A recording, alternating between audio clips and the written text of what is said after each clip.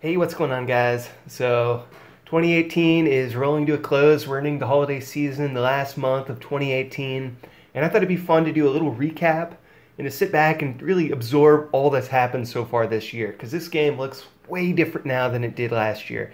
If you go back and look at some of the videos from a year ago, like a lot of it is just completely irrelevant now. So, in 2018, we've got a bunch of new heroes.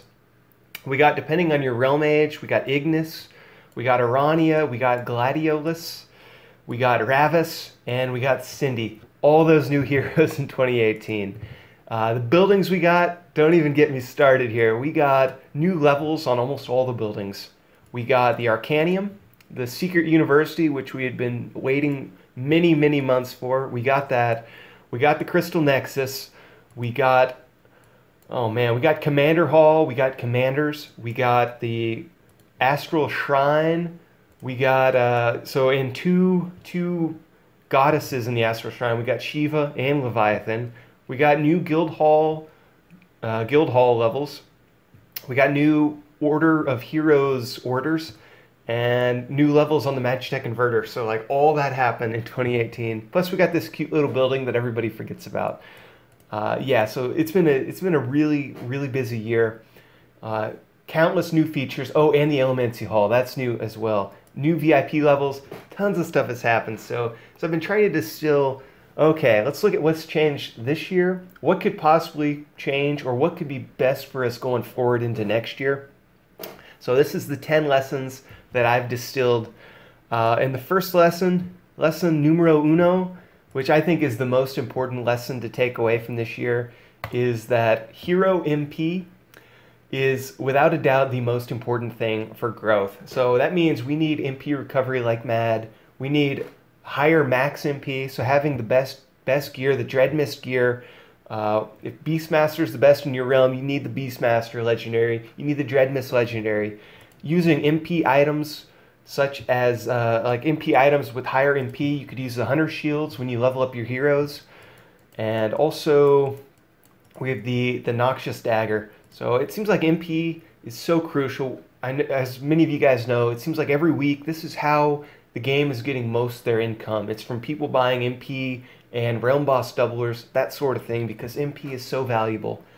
And yeah, so I mean, Realm Bosses, we've got the Moogle Market monsters, we've got normal monsters if we can ever get enough monster food to power up our monsters, which is also new this year. Yeah, this game is just crazy this year, and it seems like one thing going forward is the more MP you can get your hands on, the better your growth is going to be. So that means get your Nightmare Paragon gems. That means get your best gear possible and try to store up as much MP as you can. The MP doublers are good. The use your needles, that monster boost. Use your there's also another Monster Slayer boost that's pretty important. Use it all at the right time, and it's the best way to, at least this year, if you didn't at all attack any monsters, you're way behind. It's that simple. It's that simple, guys. Unless you're spending thousands of dollars every week, if you're not attacking monsters, you're behind. So I think that's lesson number one. I think that's the biggest takeaway, is the more MP you can get your hands on, the better. And using it at the right time is crucial as well. So that's number one.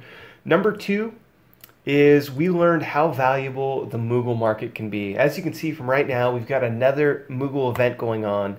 And it's so big. Like if you have a lot of MP recovery, if you're leveling up your heroes and attacking, like right now we have the Champion Kingtress in a realm. And if you hit them, you get the trophies, and you can spend the trophies in the Moogle Market. So this Moogle Market is proving to be one of the best buildings for long-term growth. I mean, just from all these Moogle monster invasions, it's so important to have this Moogle Market. So if you only get one building, the Moogle Market, it seems to be, at least for this year, this was the building that most people benefited the most from. So yeah, I'm happy about this Moogle Market. So that's lesson number two, is Moogle Market.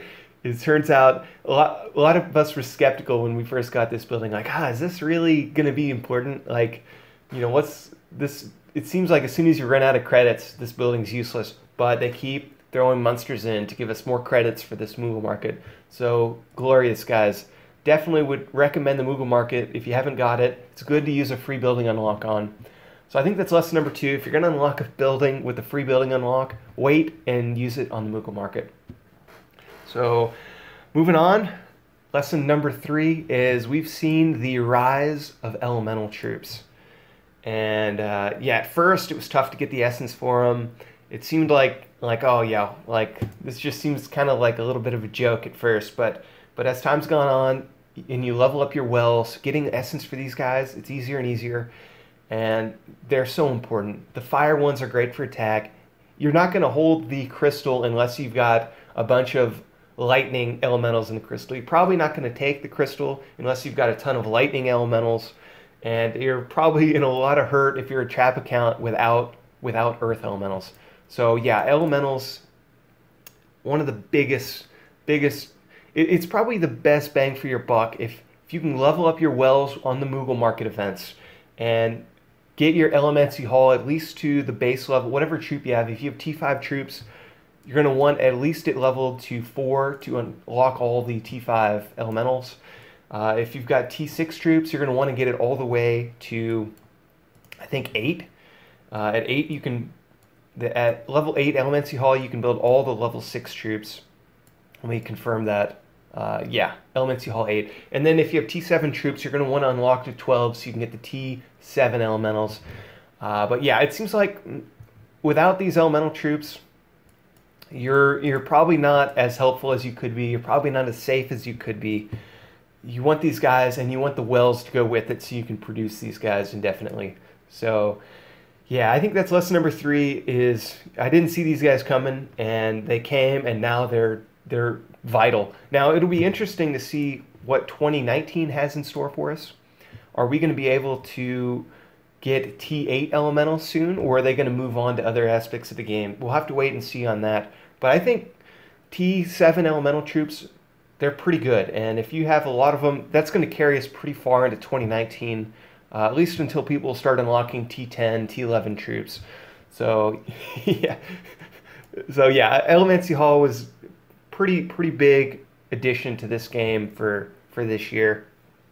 Moving on to my 4th lesson, and I think this lesson will carry over 100% into 2019, is don't unlock anything right when it comes out. And I know some people might disagree with that, but I'm looking back at every building that I've gotten, everything that I've gotten right when it came out, I regret getting it now. Like, for instance, the VIP. As soon as they unlock new VIP levels, you have to spend a ridiculous amount of money to get your VIP, enough points to get to the max VIP level. So, but if you're patient, eventually they'll just throw that VIP in random packs anyway, and before you know it, you'll get the top level. So it pays to just be a little patient. If you want a really big advantage early on, you can spend a lot of money and try it on these new features, but I recommend not. I would say wait until there's good deals on the new features. So, I mean, and that goes to everything, right? Right when the Elemency Hall came out, if you wanted to unlock it to level 12, you spent thousands and thousands of dollars. Now, you can pretty much get your Elemency Hall leveled without buying any packs for the blueprints, just by using the Moogle Market. So, you know, be patient, right? Like, sure, some people who unlocked to 12 had an advantage, but they had to buy even more packs if they wanted the essence to train a lot of elementals. So, I mean, it pays to be patient, just even like a month. If you just wait a month when new stuff comes out, like, for instance, you might be tempted on getting the Nexus right when it came out, because they advertise all these cool buffs and all this stuff, but does anybody actually feel satisfied that they unlocked the Crystal Nexus right when it came out? I don't think so. Like, if somebody did, just call me out on that and let me know that I'm wrong, but I don't think I'm wrong there. Yeah, go through every building. I regret unlocking every building right when it came out, except for maybe the Moogle Market. That's like the one exception. I regret unlocking the heroes right when they come out, because until you can get that hero leveled up, it's not going to be your best hero. So, and it pays to wait for good monster invasions to level up your heroes anyway. So I would be patient. And actually, we just saw a pack that came with every single hero unlock in one pack. So I would say just be patient on everything. Don't get it right when it comes out. Even the hero packs, if you wait a month, you get way more XP and hero medals in the pack. So it pays to be patient, even just a month patient. Same thing with the Shiva, right? A lot of people leveled up their Shiva, and then just a month after the Astral Shrine came out in Shiva, we were getting 10 times more of these points for Shiva. What are they even called? The for leveling up your Shiva, you need the sigils. So if you just wait just a month, you get way more sigils. So I mean, things trend that direction all the time. It just pays to be patient. So I think that's lesson number 4. There's no rush. The only time that's like there's any kind of rush is for these monster invasions. If you want the realm boss multipliers, you kind of have to get it when the realm boss is here. But for all the buildings, for all the XP, for all the hero unlocks, all that stuff, it pays to be patient. Even just a month patient. Just wait a month. If you're thinking about buying a pack, they're probably going to give you a test pack in another month or two. If you're thinking about unloading, you kind of have to take advantage when the situation arises. I get that, but it pays to not get it right when it comes out, because that's usually when they try to sucker the people, and I've fallen for it many times. I leveled up all my buildings right when I could. I unlocked the heroes right when they came out. I spent way too much money leveling up heroes like Prompto and Noctis. I spent a lot of money just getting them to into the 70s, right? And now everybody regrets that, right? Is there anybody who's like, yes, I feel so glad I leveled up my Noctis and got him to 70 when everybody else's was at 50? So yeah, it pays to be patient. Lesson number 4, I think that carries over. If that doesn't carry over, then I'm just wrong. I'm just wrong. But moving on to number 5, and I've touched briefly on point number 5, but it seems to me some of the best packs to get are the Realm Boss multipliers and the Monster Invasion multipliers. It's kind of temporary, but if you have a lot of hero XP, I think that's lesson number 5, is the multipliers can be incredibly valuable if you utilize all your resources at the right time. So if you're storing up hero XP, and then you get, for instance, right now we have the Kingtress invasion. There's people with the 12x multiplier on the Kingtresses. So when you hit the Kingtress, you get 12 times more Moogle credits. And there's a lot of people who are really patient, leveling up their heroes. Now they're going really hard, and they're getting so much value out of their money. Like their Shivas are leveled up. All their buildings are maxed. Like the Commander's Hall, they're maxing out their expansions, all from these monster invasions and leveling up and getting the multipliers at the right time. So, if you're looking to really make an impact in the game with a limited amount of money, the multipliers can really get you caught up and even give you some advantages for a lot of things.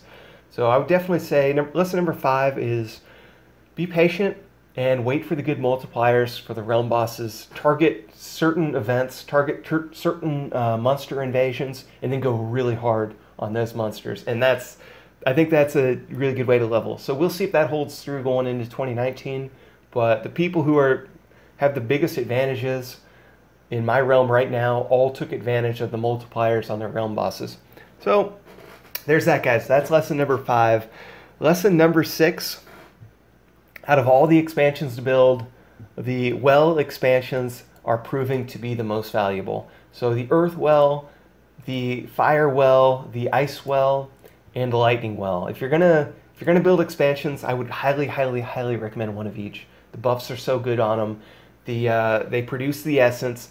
The march sizes you get from the wells, it's all so important to level up your wells as much as possible. So I think that's lesson number 6, is if you're going to build an expansion, build the wells, level them all the way up, or as much as you can, especially during events like this, like the Kingtress monster invasions. So lesson number 6, the wells are no joke for expansions.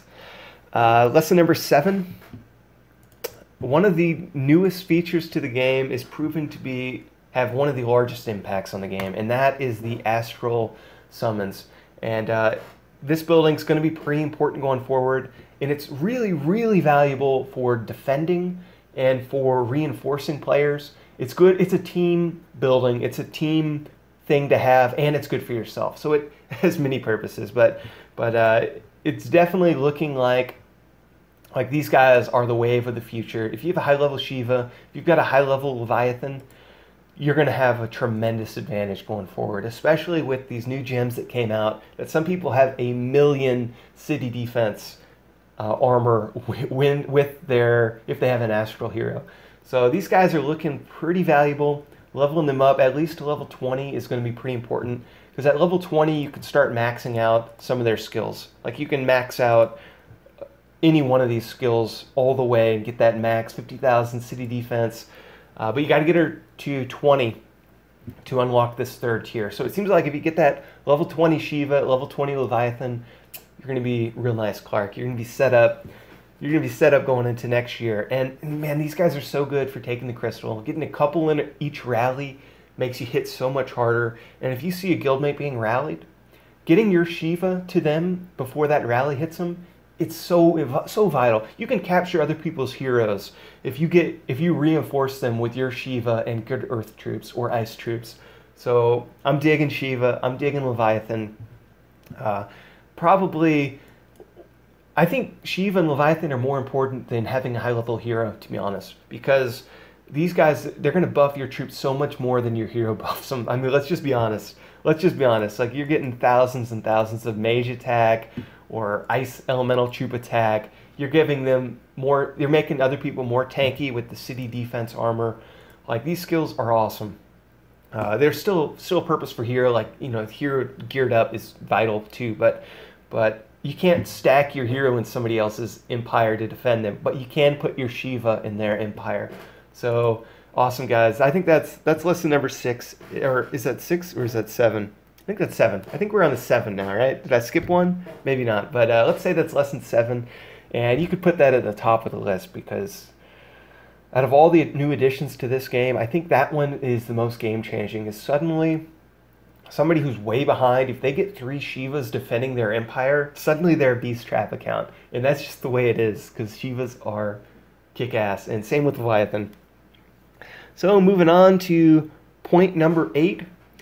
Lesson number 8 is what hero you use to attack with doesn't seem to matter all that much. Some of you might disagree, and that's fine. You might have a different opinion, but from my experience, regardless of what hero I use, it's going to be within like 5% of the same damage. And it could just be as the game's gone on, the buffs have got so big from everything else that the buffs your hero gives you are they're more and more insignificant. Like, there's still a reason to level up your heroes for the MP and also for the mastery skills. But in terms of what hero, like if you're trying to decide to defend the crystal with Noctis or with Ravis or with Gladio, with any of your heroes, as the game's gone on, it's mattered less and less, because most of your buffs don't come from your hero skills. They come from your research, from your gear, from your gems, from your Shiva. They don't come from your hero skills. So you know, if you're trying to wrap your head, yeah, at least it seems to me, it doesn't really matter what hero I attack with. I do about the same amount of damage. So that's lesson number 8, is if you're trying to get a big advantage in the game, leveling up your hero isn't really that big of an advantage, except for the mastery skills. But the mastery skills apply to everybody, so attack with whatever hero you want. It doesn't make much difference. That's my opinion. It's still worth leveling up your heroes, though, because like for Ravis, you get the added expansion. The mastery skill points are pretty solid. Like, you could actually make a point. I could make this an entire lesson in itself, but if you get any of your heroes to 150, the mastery skills you get from that are gigantic. 35,000% mage armor, mage HP. That's huge. Like that makes my mages way stronger than my other troops. So it's still worth leveling up your heroes, using the MP properly and at the right time on the right bosses. Hopefully you have a multiplier when you're using your MP. If not, hopefully you're at least using it on the right bosses. But in terms of attacking, Prompto, even though he's the City Assault King, he doesn't help. I don't kill many more troops with him than I do with any of the other heroes. So there's that. There's that. I'll leave it at that, guys. Yeah, that's that. So point number 9 is, it's actually the buildings that have been somewhat become obsolete as time's gone on. And the buildings that have become obsolete, in my opinion, the mercenary fighting pits. This was really big right when the game came out. Not actually, it wasn't here when the game came out, but like 3 months in when the building came out. It was big to get the City Guardians, the Frost Guardians, but as time's gone on, it seems like this fighting pit's become more and more obsolete. And, you know, some people might disagree. Like, the Undying Guardians are good, but No, I mean, I'd rather have a realm boss multiplier and get more higher level expansions or anything like that than leveling up this fighting pit. Like what mercenary troop, it really has a whole lot of value right now? You know, point one out, that's better than a T7 elemental. I don't see any. I mean, you can get the tundras, but you're going to have to buy a bajillion packs to get the tundras, enough tundras to make much difference. Now, if you're buying 10 packs, you know, if you're like saying, hey, I'm going to spend 10 packs on mercenary troops, you can become strong, but I'd rather spend 10 packs on multipliers and MP and level up other stuff in the game. So yeah, I'm looking at these troops. Seems like they're just behind. If we could get a T10 mercenary troop where you can get like 50 or even like 200,000 in a pack, now we're talking. But it's elementals are too cheap to get, you know, and they're just better than mercenary troops. Now, but the one mercenary troop that is kind of valuable still is the Undying Guardians. But, you know, for how much longer are they going to be alive even if, right? Like, yeah, to me, so I'm just going to go over all the buildings that I think you don't have to level. Like if you're in a younger realm and you're thinking about leveling up some buildings, here's the ones I would say just no reason to level early. You got the fighting pits. You can almost just avoid this building entirely. The Magitech Converter, I don't see any reason to level this up. Even if you're trying to get hero medals, like there's really no reason to level up this building in my estimation. I could be wrong, but so the Magitech Converter's kind of obsolete now. The Mercenary Fighting Pits is more obsolete now. The Crystal Nexus, I'm going to go ahead and say that this building is pretty obsolete. It never really had much value, but it's until they update some of these buildings, which they could in 2019, but it's looking like more and more like these buildings just in 2018 just don't have the value that, yeah, they just don't have much value. And I'm even going to throw the monster farm into that. It just seems to me, now I know powering up monsters, they can help you out quite a bit, but I'm just not convinced that it's worth using MP to even get the monster food to power up your monsters. Like you're going to have to use hundreds of thousands or millions of MP to level up your monsters enough that they have any impact on your marches. So I'm going to even throw that into the kind of buildings that, you know, I mean, unless you're trying to get to that top 1% on assaults, you don't really need to put much into the monster farm. What else has become, I would say, obsolete pretty early on? The advanced combat research section. I would not spend a lot of money or a lot of energy into trying to max out your advanced combat section. At least for now, it just seems like this whole section, there's like a small period of time where it had much value, and it's become pretty obsolete. Also obsolete along with that is commanders. Commanders just don't help out near as much as they could. We need to get like a level 10 commander unlocked before I'd get excited about commanders again. It's still worth leveling up your commander hall though for the march size. But, you know, it's less and less, like, you can get 70k by maxing out any of your expansions. So you're probably better off maxing out an expansion than the commander's hall because you're going to get essence or whatever it's producing. That's just my take. But at some point you will want to max out your commander hall. So, but commanders in general, kind of outdated. Also outdated, in my opinion, is the Proving Grounds. Like, I would not recommend using any ether in any of these except for the first two. And the benefit of the first one is it drops Proving Grounds shards, which is going to help you out in the guild hall. But, you know, even less and less now, that doesn't even have much value anymore. This level 2, you can actually get 25% march size increases. So it's worth attacking the second attack of the gorilla, but all these past it, this is all obsolete. Like, it'd be cool if they kept up updating the Proving Grounds to give this building some value, but I definitely regret spending money leveling up my Proving Grounds, and really in ether packs in general I regret, because you can get all this in the Power Hall of Sanctum, or the Sanctum of Power Guild Hall. So yeah, but if you're attacking anything in the Proving Grounds, the second one, the Attack of the Gorilla, I recommend attacking this one, because you can get those march size boosts. And they're pretty rare, but you know, if there's any use for ether, it's in the first two. That's my estimation. Proving Grounds kind of outdated in 2019. You know, other things have kind of scaled, like they add new Order of Heroes. So this building's still pretty useful. The Mythic Forge, it's kind of scaled with time. The Oracle Temple there's some buffs that they add to this that make this building worth leveling and worth, kind of looking into more and more often. But, some buildings, in my opinion, the Munster Farm just hasn't kept up as well as it could have. The Crystal Nexus, all the buildings I just mentioned, that's number 9, is not all buildings are equal, and not all buildings are worth leveling and investing time and energy into, and money. And moving on to lesson number 10, guys, is have fun. This is a game. It's just a game, guys. Don't spend the child's Christmas money on it. Just have fun. It's a game. It doesn't matter.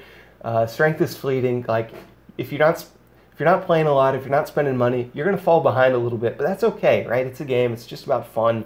It's not worth dropping tons of money on. Like, in fact, the less money you spend on this game, the better off you're going to be in a couple of months, unless you're like blowing that money elsewhere. But one pack next year is worth 20 packs today. Like, that's just how this game works. So I would say just have fun. It's okay if you fall behind a little bit, because they're going to add some new feature in a couple of months from now that's going to completely switch the game around. Then you just drop $100, then you're caught right back up. So a lot of people, they're like, oh yeah, if you don't spend all this money, you become obsolete pretty quick. And I would say, no, who cares if you fall behind a little bit? Like, just have fun. Just this game, your experience at the bottom of the, if you're at the bottom of the hierarchy, this game's just as fun if you're at the top. Like, let's be honest. Like the people who are free to play have just as much fun playing this game as the people who are dropping 20 grand and then, and then they're like, oh, why did I just drop 20 grand on this game? Because that whole advantage, that 20 grand is not going to help you out this time next year. Like, you're going to have to keep spending money if you want to stay on the top. That's just how this game is. There's no resting on your laurels. If you want to stay at the top, top 5 on the leaderboard, you're going to have to keep spending money. Or you can just sit below the top 5 in like the top 50, right? And you're spending a tenth as much money. You're having just as much fun.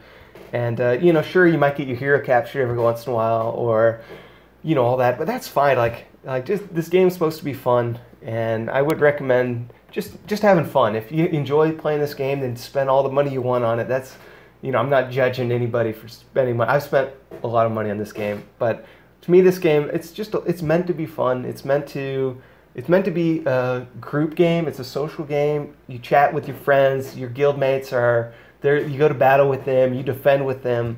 You capture the crystal with them. You free heroes with them. It's just about having fun, guys. So lesson number 10 is don't lose sight of the fact that this is just a game. We're just here to have fun playing it. So, it's just a break from the grind of everyday life. That's my opinion. And yeah, I hope this video was okay. So hope you guys are doing good. Life's all right, guys. We're 2018's wrapping up, and it's a pretty exciting year. Yeah, I think it was pretty exciting. I hope it was good for you guys, and let's keep going. Let's 2019's here, guys. Let's enjoy it. So, all right, I'm out of here. Take it easy.